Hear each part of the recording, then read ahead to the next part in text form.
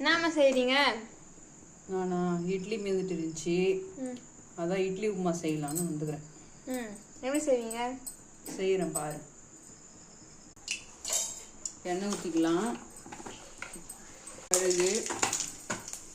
கடுகு நல்லா பொரிஞ்சதும் கடலைப்பருப்பு உளுத்தம்பருப்பு கொஞ்சமாக கறிவேப்பிலை